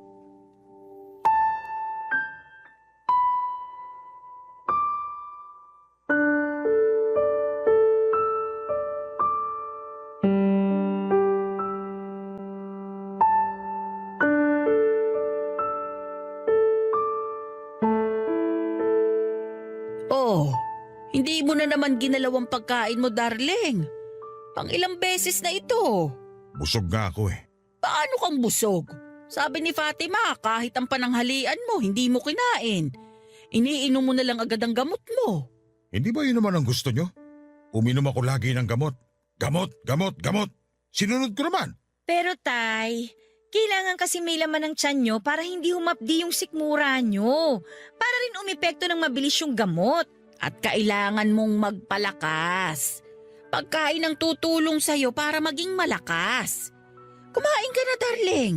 Ang dami nyo gusto ipagawa sa akin. Magpalit na lang kaya tayo ng katawan. Kung pwede lang ay ginawa ko na. Alam mo namang mas nahihirapan ako kapag nakikita kang hindi maayos at malusog. Ano magagawa ko? Binigyan ako ng sakit. Hindi ako maayos. Tanggapin na lang natin yon. Ayokong tanggapin na lang kasi gusto kong bumalik ka sa dati. Wala nang babalik sa dati. Ganito na ako. Tay, huwag naman po sanang mawalan ng pag-asa. Andito kami ni Nanay. Tinutulungan ka. Nagpapakatotoo lang ako sa kalagayan ko. Alam naming mahirap ang kalagayan mo. At mas lalo nyo pa pinahihirapan dahil sa mga pinipilit nyo sa akin. Masama bang ipilit sa'yo na magpagaling ka? Masama na pinipilit nyo akong magpa-hospital at magpagamot. Eh hindi naman yun ang gusto ko. Ang sabi mo, gusto mo pang makasama kami ng matagal. Pero hindi ako tatagal kung labas-masok ako sa ospital. Tay, kung susundin natin ang sinasabi ng doktor, gagaling po kayo. Kung susundin nyo ang hiling ko, alam ko kung paano pagalingin ang sarili ko. Sige nga, sabihin mo sa amin ng anak mo kung paano ka magpapagaling nang hindi nagpapatulong sa doktor. Sabihin mo. Hayaan nyo akong mabuhay ng normal, tulad ng dati. Pero hindi na ito tulad ng dati. Alam ko! Pero dahil sa kakapamukha nyo sa akin na kailangan ko magpa-hospital at magpagamot, mas lalo ako nai-stress at nalulungkot. Hindi ako makatulog kakaisip sa sakit ko dahil lagi niyong pinapaalala yung sa akin. Hindi mo pwedeng kalimutan muna natin ang sakit ko? Hindi niyo na ba talaga kayang iparamdam sa akin na ako pa rin ang padre di pamilya na malakas at kaya kayong suportahan? Tay! Hindi yung lagi nyo na lang ako inaalalayan. Ultimo paghinga ko kinababahala ninyo. Sino hindi makakaramdam ng panghihina sa pinapakita nyo sa akin? Nag-aalala lang kami sa'yo. May ibang paraan pa para iparamdam nyo ang pag-aalala nyo sa akin. Hindi itong parang binabantayan nyo ako lagi na huwag lumapit kay kamatayan. Nakakasakal! Nakakainis! Kung pagbibigyan po namin kayong bumalik sa normal, mapapangako nyo bang magiging masaya na kayo ulit? Hindi na magagalit. Yan lang naman ang hiling ko. Hayaan nyo akong mamuhay ng normal. Gaya ng dati. Kahit hindi ko ipangako, magkukusa ang katawan ko maging masaya at malakas. Kung yan ang mapapangako mo, sige. Mangangako na rin kami. Kapag padre di pamilya nga naman ay ayaw mong makita na mahina ka sa harapan ng iyong pamilya. Kahit pa sabihing sugatan na ang isang ama ay kailangan niyang ipakita ang kaya niya at malusog pa siya. Andun kasi ang pride niya, Papa Dudut. Yun ang nakalimutan namin ni Nanay tungkol kay Tatay. Buong buhay nakasama namin si Tatay at hindi ito nagpakita ng kahinaan sa harapan namin ni Nanay. Alam naming maraming pagkakataon na itong nagalusan at nalunod sa mga problema. Pero hindi niya yon ipinakita sa amin ni Nanay. Napakatapang ni Tatay. Kaya ang nangyaring pagkakasakit nito ay naging malaking dagok sa kanyang pagkalalaki. Lalo't lantara naming nakikita yon ni Nanay, Papa Dudut. Kaya siya nalungkot at lagi nagpapakita ng galit. Naunawaan na namin yon ni Nanay. Nasaktan namin ang pride ni Tatay bilang padre di pamilya. Pinag-usapan nga namin yon ni Nanay. Kapag nagpapahinga nun si Tatay ay nag-uusap kami madalas ni Nanay para gawin ang makabubuti para kay Tatay. Alam naming makabubuti kay Tatay ang magpagamot at magpa-ospital. Pero sa napansin namin ay mas lalo lamang siyang nangihina. Hindi kasi yon tinatanggap ng pride niya bilang isang ama. Alam namin na gusto niyang siya ang umaalalay sa amin at hindi ang kabaligtaran. Gustuhin man naming ipaunawa sa kanya na walang kaso sa amin kung kami ang mag-alaga at titindig para sa kanya, pero gusto rin naming alagaan ang pride niya bilang isang padre di pamilya. Sa ganung paraan ay naiisip namin na mas makakayanan niya ang bigat ng dinadala ng kalusugan niya. Mas manunumbalik ang lakas at saya niya. Wala namang masama kung susubukan naming pakinggan ang hiling niya na paghinto sa ospital. Susubukan lang naman, baka sakaling tama nga si Tatay Papa Dudut.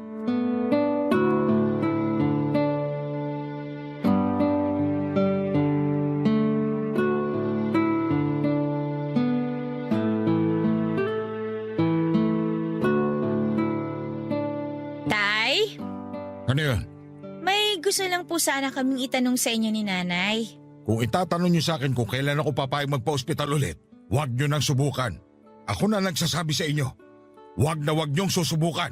Hindi na po namin kayo pipilitin. Kung ayaw mo talagang magpa-ospital, sige. Susundin natin kung ano man yung gusto at plano mo. Pero hiling namin na sana kumain pa rin kayo ng maayos, matulog ng sapat, at saka bibili kami ng mga prutas at gulay para sa inyo. Ayos sa akin yan. Mas gusto ko magpalakas kung ganyan lang ipapagawa niyo sa akin. At sana, huwag mong tanggihan ng vitamins mo. Sige, payag ako. Gusto naming malaman ni Nanay kung ano po bang plano nyo ngayon na hindi na kayo magpapa-ospital. Hindi niyo ba ako papagalitan? Bakit naman po kami magagalit? Dahil baka hindi tayo tugma ng mga gusto mangyari para sa sarili ko. Katawan mo yan. Ikaw ang nakakaalam kung ano ang kailangan mo. Pasensya ka na kung pinipilit ka namin sa mga ayaw mong gawin. Wala nang kaso yon. Alam kong gusto niyo lang naman akong gumaling. Mabalik tayo sa mga plano mo. Ano ba talagang gusto mong mangyari, darling? Darling, gusto ko lang naman mamuhay tulad ng dati. Hindi ba talaga pwedeng magkunwari na malusog ako? Na mahaba pa ang buhay ko? Subukan natin magpanggap para hindi maalala ng katawan ko na may pinagdadaanan nito. Sige. Meron pa po ba kayong gustong gawin o ipagawa sa amin ni Nanay? Meron. Gusto ko ng 1 buwang Pasko. Matagal pa naman ang Disyembre. Mapaghahandaan pa natin yan. Malilinis ko pa lahat ng mga dekorasyon natin sa Pasko. Huwag na natin hintayin ng Disyembre dahil malayo pa yun. Ano po ang balak niyong gawin? Gusto ko mag-celebrate tayo ng maagang Pasko. Ngayon din. Ngayon na? Tutulungan kita, darling, sa paglilinis sa mga dekorasyon pang Pasko. Pati na pagsabit ng parol at Christmas lights. Fatima, anak, gusto ko maghanap ka ng mga pelikulang pampasko na papanoorin natin sa gabi. Pakihanap mo na rin ng mga lumang CD ko ng mga Christmas song. Patutugtugin natin yun sa component tuwing umaga pagkagising. Sasabayan natin ng mainit na kapeng barako o batirol. Mukhang matagal mo nang naplano ito ah. Nung nalaman kong may taning na ang buhay ko, ito kagad ang rumihistro sa utak ko. 1 buwang Pasko. Maagang Pasko. Ano, mapagbibigyan niyo ba ako? Oo naman po, Tay. Mukhang pati kami magiging masaya niyan. Nai-imagine ko na yung mainit na baterol sa umaga na sumasabay sa Christmas songs. Magugulat ang mga kapitbahay natin. Baka nga makisalo pa sila sa atin eh. May nagbebenta na kaya ng keso de bola? Ayos na sa akin kahit anong keso. Ipapares ko sa mainit na monay at batirol. Hanap din ako ng hamon de bola mamaya. Sana makabili. Para mas malasahan pa natin ang Pasko. Nagustuhan ko tong plano mo, darling. Nararamdaman na ng katawan kong Pasko. Dapat magpalitan din tayo ng regalo, ah. May naihanda na ako regalo para sa inyo. Itinago ko sa ilalim ng kama. Oh, huwag niyong titignan ha? Papa Dudut, nakita ko kung gaano kasaya si tatay ng mga oras na yon. Tila nawala ang pangangayayat at pamumutlaan niya. Sumigla ulit siya habang iniisa-isa ang mga plano niyang mangyari sa maaga naming Pasko. Yan lang pala ang makapagbabalik ng saya sa kanya, Papa Dudut. Pinagtimpla pa niya kami ni Nanay ng orange juice at pinagpainit ng pandikoko para mapagsaluhan namin habang nililista ang mga dapat naming gawin. Nagkatawanan at nagkatuksuhan pa para kaming bumalik sa mga panahon na hindi pa namin alam ang tungkol sa sakit ni tatay. Panay ang sulyap ko kay tatay na nangunguna sa pagpaplano. Si nanay naman ay nakita ko kung gaano kalapad ang ngiti niya habang pinagmamasdan ang panunumbalik ng sigla ng kanyang asawa. Masaya ako dahil masayang muli ang mga magulang ko. Pasko ng paboritong okasyon ni tatay. Naalala ko na bata pa lamang ako ay siya na mismo ang umaasikaso lahat para sa Pasko. September pa lamang ay nagsasabit na ito ng parol sa labas ng bahay. Chine-check na rin niya kung may napundibang ilaw sa Christmas lights namin. Sinusuklay ng maayos ang Christmas tree namin. Nakalista na rin ang mga balak niyang iregalo sa amin at sa mga inaanak niya. Ganon kung maghanda si tatay sa Pasko, Papa Dudut. Pati ang pagluluto ng Noche Buena ay siya rin mismo ang umaasikaso. Sa ganong paraan siya nabubuhayan at naliligayahan, Papa Dudut. Kaya pala yon ang hiniling niya sa amin noong mga panahong nanghihina at nalulumbay na siya. Pasko pala talaga ang pangbawi niya sa pinagdadaanan niya. Kaya wala kaming pagkatubaling ibinigay sa kanya ang maagang Pasko na gusto ni tatay, Papa Dudut. Barangay Love Stories. Barangay Love Stories.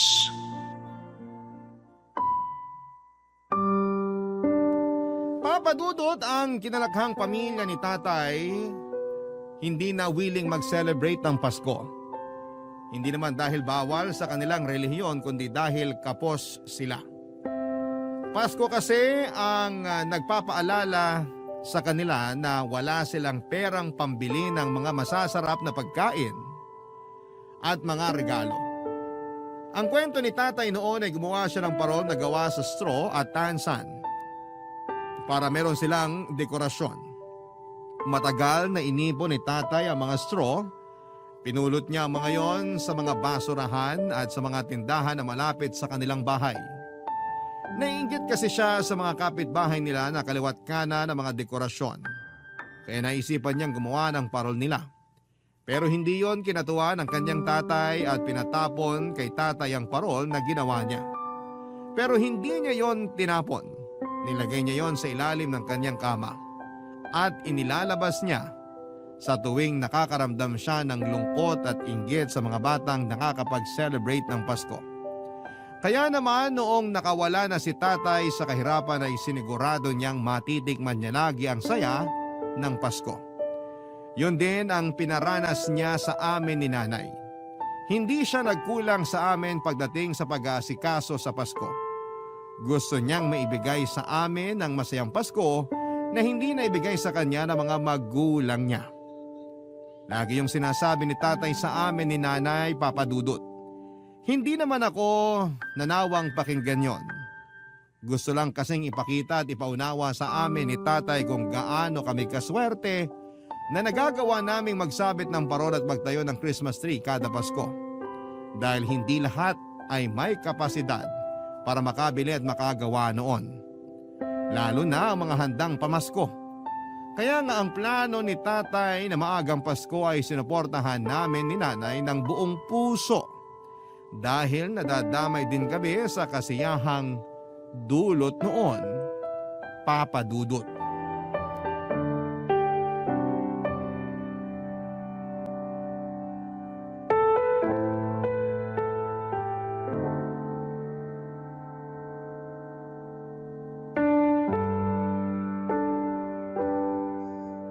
Huwag niyo masyadong gagalawin ang Christmas tree natin, ha?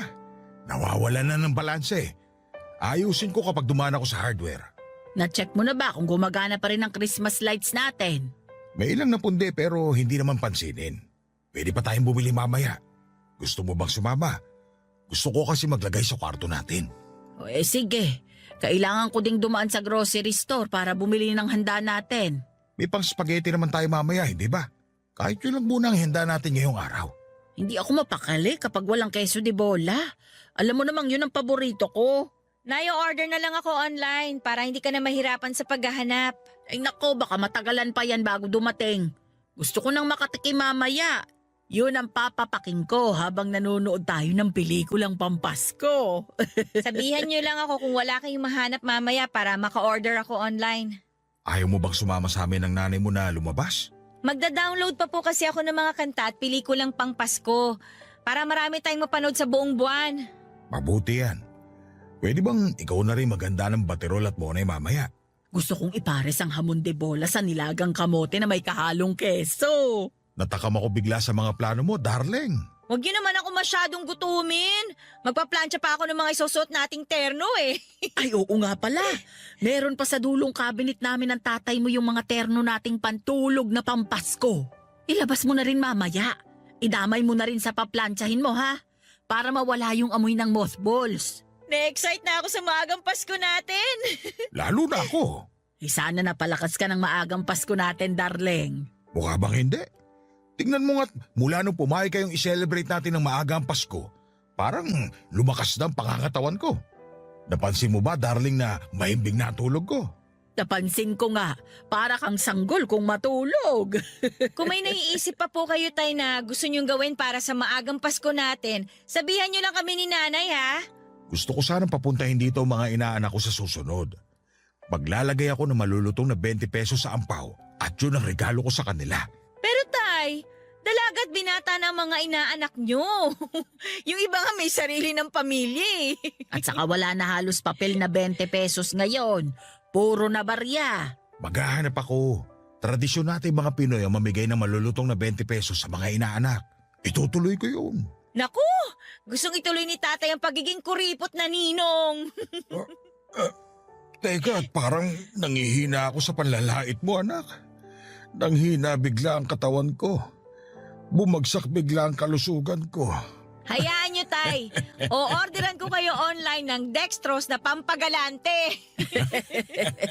Huwag mo nang asarin ang tatay mo. Pag yan nagtampo, baka biglang magpa-ospital. Sige ka, mapopospo ng maagang Pasko natin. Niyakap ni tatay si nanay sa huling biro nito. Napangiti ako habang nakatingin sa kanila. Nanumbalik na rin ang sigla ng relasyon nila, Papa Dudut. Nagkaroon talaga ng problema sa relasyon nila mula noong nalaman namin ang tungkol sa karamdaman ni tatay. Lalo na nung pinipilit na ni nanay ang mga gamot kay tatay. Madalas silang nagkakatampuhan ng dahil doon. Pero noong pinagbigyan ni nanay si tatay na huwag nang magpa-ospital ay doon na nagsimulang bumalik ang lahat. Bumalik ang giliw nila sa isa't isa, Papa Dudut. Madalas ko na silang nahuhuling naglalambingan sa tuwing nanonood kami ng mga pelikula na nakikita ko ang mga panakaw na halik ni tatay sa noo at pisngi ni nanay. Hindi nawala ang pagmamahala nila. Nagtago lang noong mga panahong mas inuna nilang ipakita ang galit at lungkot nila. Masaya akong hindi na nagtagong muli ang pagmamahala nila. Dahil gustong gusto kong nahuhuli yon sa paligid nila. Nagpatuloy ang selebrasyon namin ng maagang Pasko, Papa Dudut. Sinunod namin ang gusto ni tatay na maglaan ng isang araw para sa mga inaanak niya. Alam ng mga inaanak niya at mga kamag-anak namin ang tungkol sa karamdaman ni tatay. Nakwento na rin namin ang dahilan ng maagang Pasko namin. Buo naman ang ipinakita nilang suporta. Natuwa ako na kumpleto ang mga inaanak ni tatay na dumalaw sa amin. Magiliw nilang tinanggap ang malutong na 20 pesos na nakasilid sa angpaw. Sumayaw at nagkantahan pa ang mga ito bago iabot sa kanila ang angpaw. Dahil yon ang nakasanayan ng mga inaanak ni tatay sa tuwing dumadaan sila sa bahay noon para kunin ang kanilang aginaldo. Marami pa kaming ibang ginawang selebrasyon para sa aming maagang Pasko, Papa Dudut. Isa na doon ang pagbibigay ng regalo. Pagkatapos naming kumain ng hamon de bola, nilagang kamote na may keso at fruit salad ay nagsama-sama kaming pamilya sa harapan ng Christmas tree para iabot ang mga regalo namin sa bawat isa, Papa Dudut.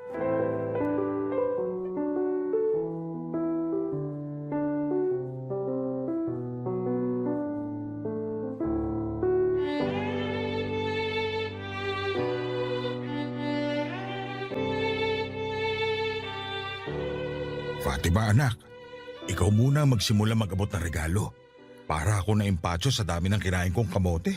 Mukhang mapapasama ang amoy ng hangin mamaya, Tay ah. Pinapak mo na lahat ng kamote eh. Salad na lang ang tinira mo sa amin ni Nanay oh. Masisisi niyo ba ako? Sinira pa ng nanay mo pagkakalaga sa kamote. Ang hinalo kong keso ang nagpasarap doon. Hindi darling, ang pagmamahal na hinalo mo nagpasarap doon. Pakis nga. Kung hindi ka lang busog, baka nakakurot na kita sa tiyan at hita mo. Mamaya na po maglambingan. Pasintabi naman sa mga single na kagaya ko. O siya, simulan na natin mag-abot ng regalo. Mauna ka na anak at lalambingin ko pa tong nanay mo. Ay nako, nang inggit pa talaga ulit. Okay. Ito na ang regalo ko para kay Nanay. Hindi ko na binalot ha. Bra! Paano mong nalaman na kailangan ko nito? Hula ko lang naman, Nay. Napansin ko kasi kapag nagsasampay na kayo ng mga nilabahan, kulang na lang humingi ng saklolo sa akin ng mga branyo para ibaon ko na sa lupa. Gusto na nila mag-rest in peace, Nay! Salamat anak ha. Alam mo talagang kuripot akong bumili ng bra. Pati panty. Gusto na rin humimlay ng mga panty mo, darling. Ay, nagsalita ka naman dyan. Sakto ang regalo ko sa'yo. Oh, buksan mo na. Merry Christmas! Maagang Pasko sa'yo, darling. Tingnan ko nga kung anong laman nito. Brief! Large! Hindi na bacon ang mga isusuot ko. Kasi naman, puro bacon na nga. Kulang na lang lumundag na sa kawali ang mga brief mo para magpaprito. Salamat, darling. O, Tay, heto naman ang regalo ko sa inyo. Ano ito? Aba, pictures natin to nung bata ka pa lang. Bakit ang linaw? Hindi naman ganito ang pagkakaalala kong kuha noon. Ang galing! Ang linaw talaga! May kakilala kaming nag-restore ng luma at sirang pictures. Naisip kong hanapin yung mga picture natin noon ni Nanay. O ayan, mamili na po kayo dyan ng ilalagay nyo sa wallet nyo. Kung kasya lang lahat ito sa wallet ko, ikakarga ko talaga lahat. Tanggalin nyo na po kasi yung mga resibo sa wallet nyo para magkasya lahat dyan sa wallet. Ako naman. Anak, ang regalo ko sa'yo ay 3 buwan kitang ipaglalaban ng damit at hindi kita paghuhugasin ng plato sa loob ng 4 na buwan.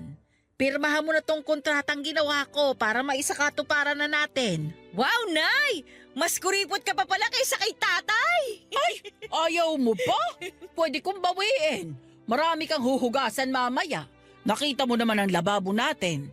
Joke lang! Thank you, Nay! Tatagal na rin sa wakas ang nail polish ko. Kikinis pa ang kamay ko. Ako naman. Ito ang para sa'yo, darling. Ano ba ito? Oh, lipstick! Napapansin ko kasi na lagi ka napapangiti kapag nagpapahid ka ng lipstick sa harapan ng salamin. Mas lumiliwanag ang mukha mo. Natutuwa ako. Kaya habang nandito pa ako sa mundo, ako ang supplier ng lipstick mo. Merry Christmas! Maagang Pasko, darling ko.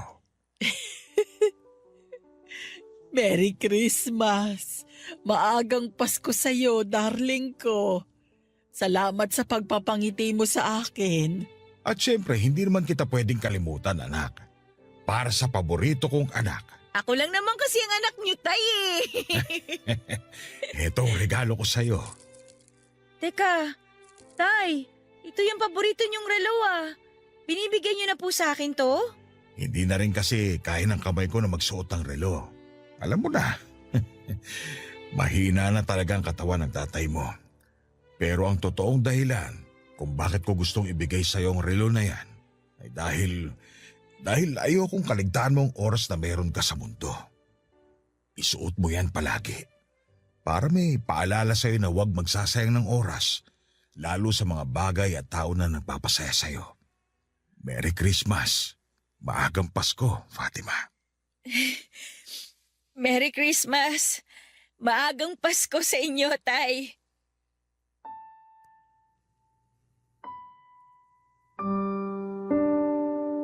Nagyakapan kaming pamilya, nakangiti pero halatang nagpipigil ng pag-iyak.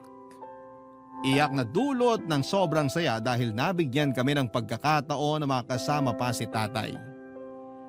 Pinagmasdan naming muli ang mga regalo namin. Nagpicture din kami gamit ang lumang kamera ni tatay nung binata pa siya. Maalaga si tatay sa mga naging gamit niya nung binata pa lamang siya kaya naggamit pa namin yon. Pinagpatuloy namin ang selebrasyon ng maagang Pasko.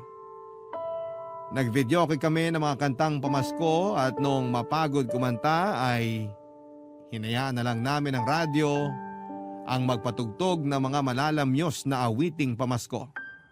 Masayang masaya kami at hindi ko makakalimutan ang selebrasyong yon. Pakiramdam namin ay nagkaroon kami ng panibagong buhay at panibagong pag-asa para kay tatay.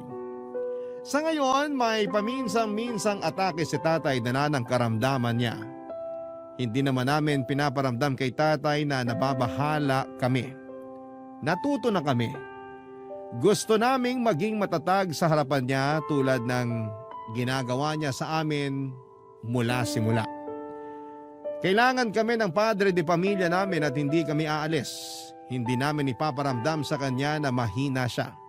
Tanging pagmamahal at suporta lang ang mararamdaman niya. Kung ano man ang maging plano ng Diyos para sa aming ama ay hindi namin yon kinokontra. Natuto na kasi kaming pamilya na pahalagahan ang bawat segundo na meron kami sa mundo. Nangongolekta na kami ng alaala at hindi pagkabahala. Dahil alam naman naming lahat, tayo ay mamamaalam din sa mundo. Pero sisiguraduhin naming masusulit namin ang bawat minuto na buo kaming pamilya at masayang magsasama-sama kahit na hindi Pasko. Maraming salamat po sa pagbabahagi ng kwento ng katatagan ng tatay ko sa inyong number 1 radio station, Barangay LS 97.1. Muli maraming salamat and Merry Maagang Pasko sa inyong lahat. Ang inyo pong kapuso at kabarangay forever, Fatima.